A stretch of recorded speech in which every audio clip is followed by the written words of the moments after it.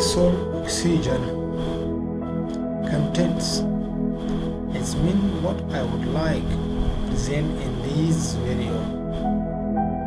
First, I will talk about introduction of dissolved oxygen, and the next will be importance of DO or dissolved oxygen. Where does dissolved oxygen come from? Dissolved oxygen saturation. What affects oxygen solubility? How can water be more than 100% saturated? Freshwater organism and dissolved oxygen requirements. Consequences of unusual dissolved oxygen levels.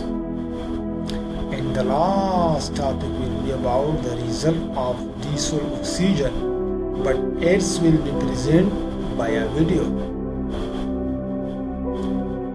Dissolved oxygen. What is dissolved oxygen? Before everything, we should define what is dissolved oxygen. Dissolved oxygen refers to the level of free non-compound oxygen present in water or other liquids.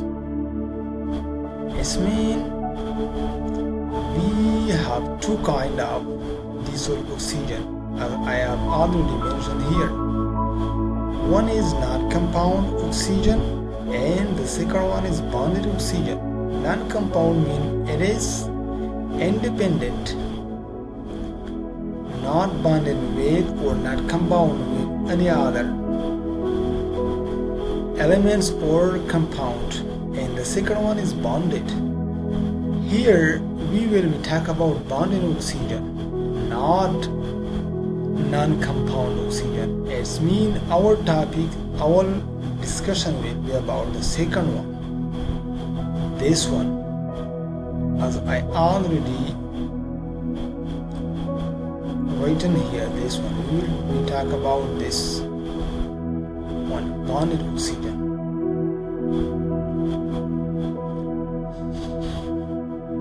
Okay, this bonded oxygen has a significant role in aquatic life. This oxygen is very important in the animals which live in water or underwater. If these oxygens are not enough in the water, what will happen? As you see in the picture, these are some kind of fish, which are all of them are died. It means if we have not enough dissolved oxygen in water, fish and other aquatic life will be not able to live in water or under the water. This is the vital substance for aquatic life. Which kind of aquatic life use this dissolved oxygen? There are many kind of thousand and million kind of aquatic life which live in water, but I will mention just some of them. First, fish, which is one of the important animal in the human life. There are million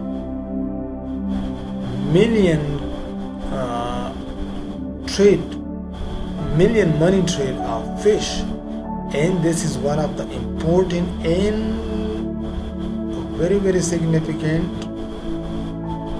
food for human. Second one is invertebrata. Third one is bacteria and plants. This is also very important. S mean all. Behind all of these, if we don't have enough dissolved oxygen in water, the life of these animals and plants will be in danger. That is why we should know about this oxygen and we should find the solution for this. If the water don't have enough dissolved oxygen, how we can put another and how we can saturate the water? We'll talk about this. Where does dissolved oxygen come from? The first source is air. These oxygens come from air. Second one is plant byproduct. These oxygens produced by some kind of plants. And the third source of dissolved oxygen in water is man-made. It means this oxygen forcefully sold by some kind of machines like this, as you see in the picture, and all of these are some kind of machine. We try to dissolve the oxygen in the water for aquatic life.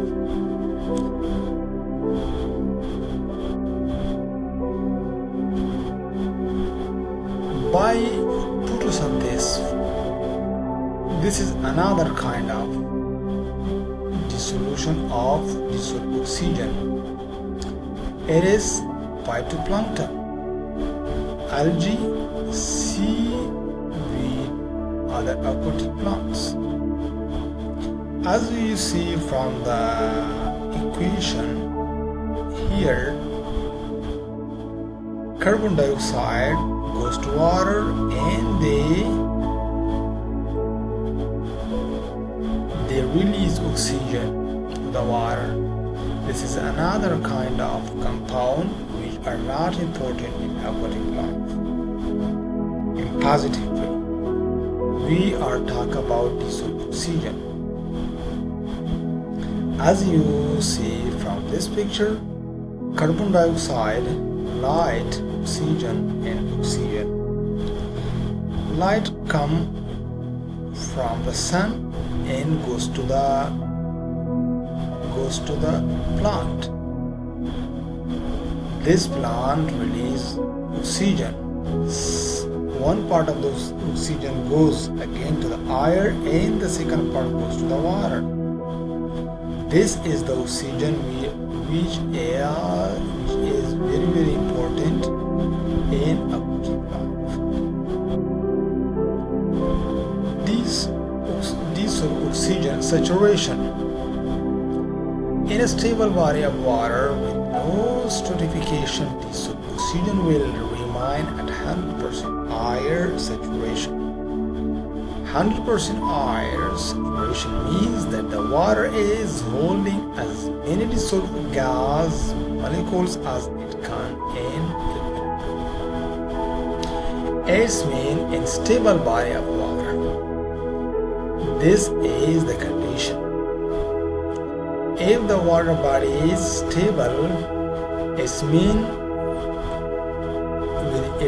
with no stratification, dissolved oxygen will be remain at 100% air saturation. But if there is any kind of stratification, it means the dissolved oxygen will not remain and the measure of 100%. What is the meaning of 100%? As I discuss here, it means that the water is holding as many dissolved gas molecules as it can in equilibrium. As you see from the picture, there is plants and there is winds. These winds move the water and sometimes goes to the inner body of the water, and it's become this wind have absolutely some kind of oxygen, and this oxygen goes to the water, which is very, very important as we talked before in the aquatic life. This oxygen goes in two ways. As we see from the picture, this water body has two parts. One is this part of this line and one is this part under this line.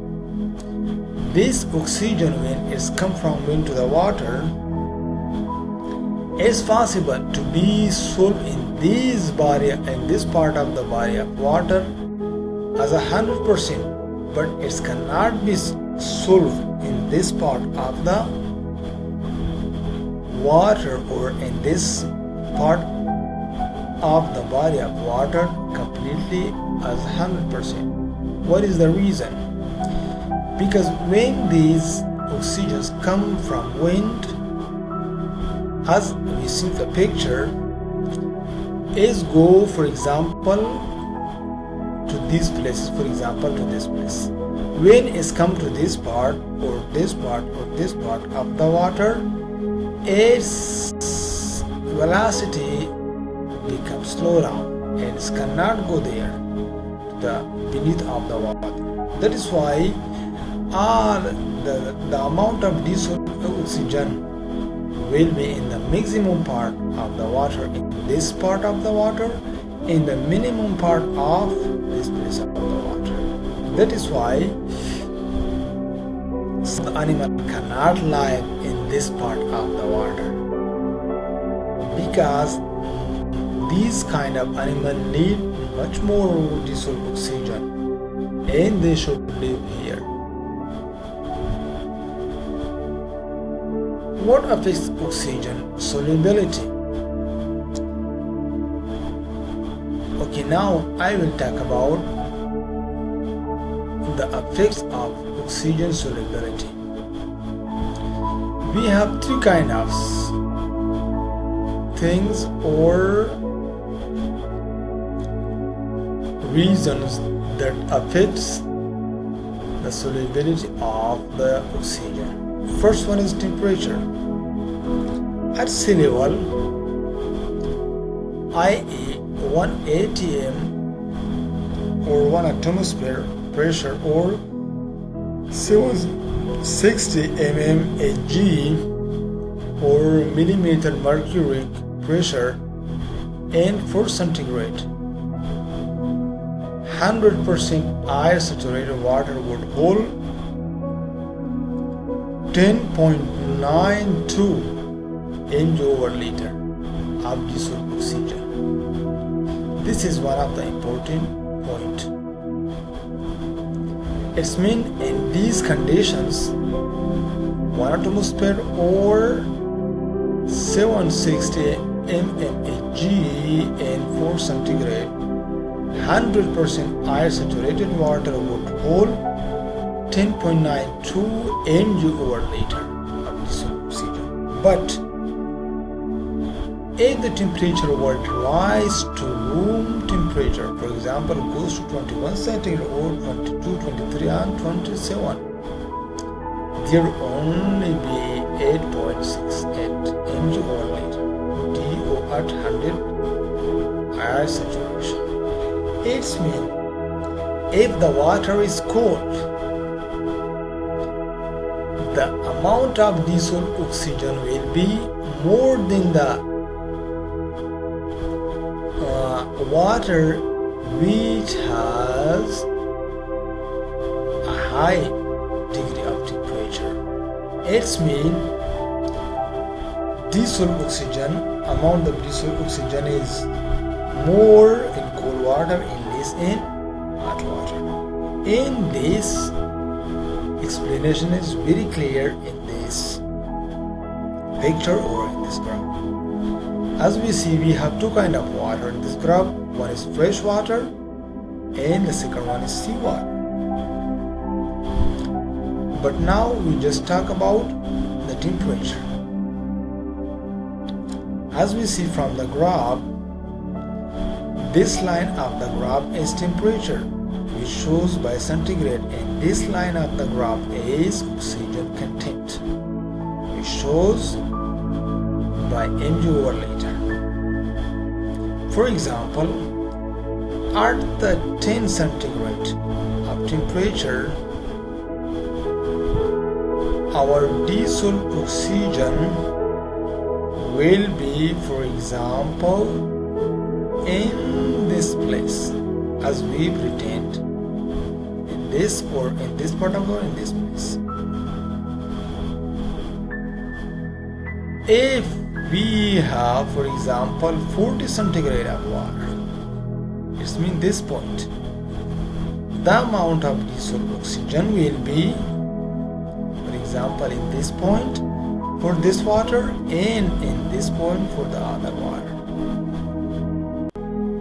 which shows very big difference. It means in low temperature the amount of dissolved oxygen is more, in the high temperature the amount of dissolved oxygen is very less, and it goes this way. 2. Salinity. The increased level of salts and decreased level of dissolved oxygen. This is another point for dissolved oxygen, which is salinity. If we have the high level of salts, we will absolutely have the low level of dissolved oxygen, which has inverse connection with each other. And salinity and dissolved oxygen has inverse connection with each other, or we call indirect relationship between each others, as we can see from this graph. Solubility of oxygen in fresh water and seawater. This water has absolutely less amount of salt. This water has more amount of salts. These are the fresh water, and this color is the seawater. As we see, we have salinity here and solubility of oxygen.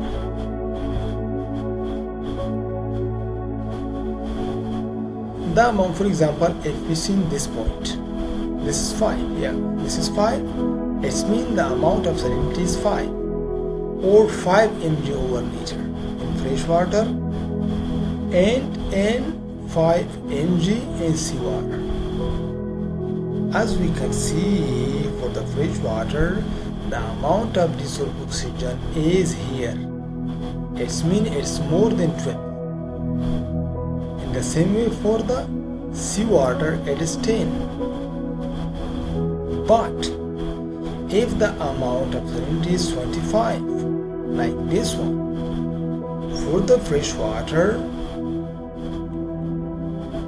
the amount of dissolved oxygen will be 8. And for the seawater, the amount of dissolved oxygen will be less than 8, or a little bit more than 6.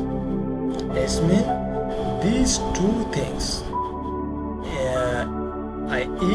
increased level of salts and DO has a direct relationship with 3. Pressure. This is the third reason, which is pressure. Dissolved oxygen will increase as a pressure increase. Directly, it means direct relationship between each other. It means if the pressure is more, the dissolved oxygen will be more. If the pressure is less, the dissolved oxygen amount will be less. As we can see from this table very clearly.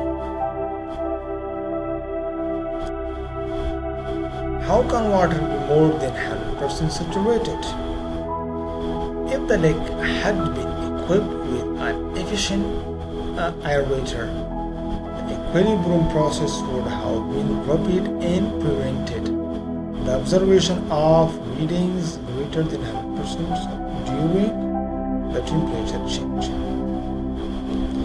It means if we have already 100% saturated water and you put aerator, which is this machine called aerator, the amount of oxygen will be more than 100% in this kind of water. Freshwater organism and dissolved oxygen requirements. This is another topic. Which kind of animal need more dissolved oxygen and which kind of animal not? Aquatic life. As we already mentioned before, that there are many different kind of animals which live in water. As we see, this is the very least amount of animals which live in water. Cold water fish like trout and salmon are most affected by low dissolved oxygen. These kind of animal, which is trout and salmon, these are the most affected in the case of low dissolved oxygen level. The mean dissolved oxygen level for adult salmonid is 6.5, and the minimum is 4 mg/L.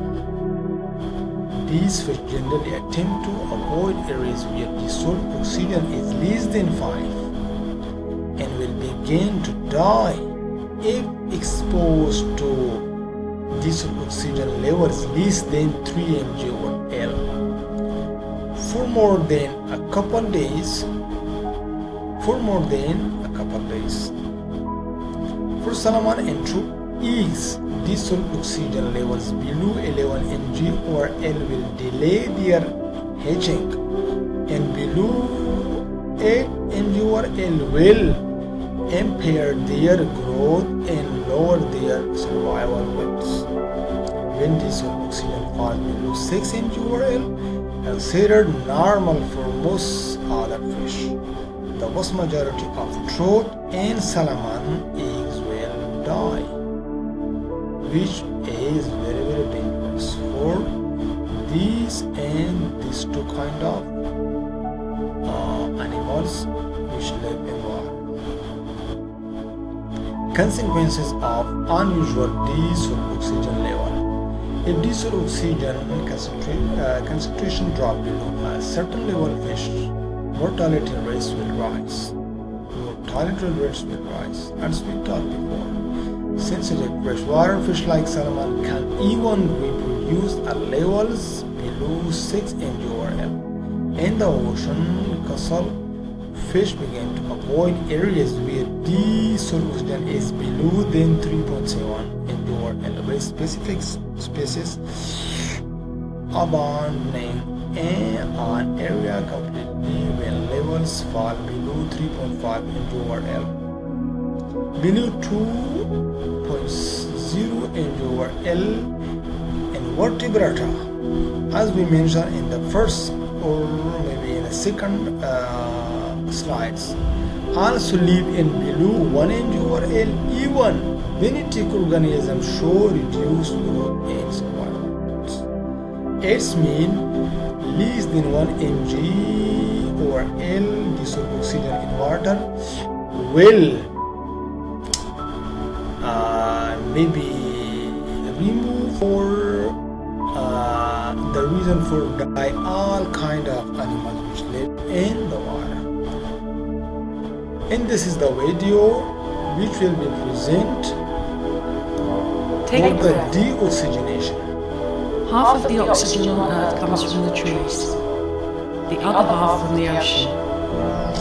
It is necessary to the survival of all life on our planet. But today, the ocean is losing oxygen, and we should be worried.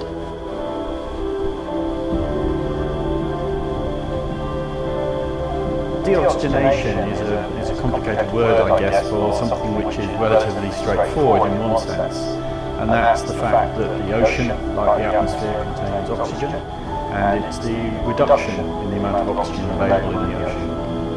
In both coastal areas and the open ocean, the disappearance of oxygen leads to dead zones, where life can't survive. This phenomenon is the consequence of various human activities, and also climate change. Nutrient inputs from human activities Things like nitrogen and phosphorus coming from fertilizers, from farmland, coming from sewage, fossil fuel combustion in power plants and automobiles, fertilize the water and grow phytoplankton. And as we get all this additional biomass, all these plants and animals growing, and they die, microbes then decompose them and use up oxygen in the process. There are physical conditions that are also important. Climate change is increasing the temperature of the water column becomes stratified, and that keeps oxygen from the atmosphere from mixing into the water and replenishing oxygen as it's used up. Animals that can't move out of the way of low oxygen die or become more sensitive to disease. They don't grow as well, they don't reproduce. Things like fish and mobile crustaceans like crabs try to escape from low oxygen areas, but when they do, they may become more susceptible to overfishing because fishers know how to target areas that the animals are using as a refuge from low oxygen. Ocean deoxygenation actually has solutions, and in some cases these are the exact same solutions that we have for global warming.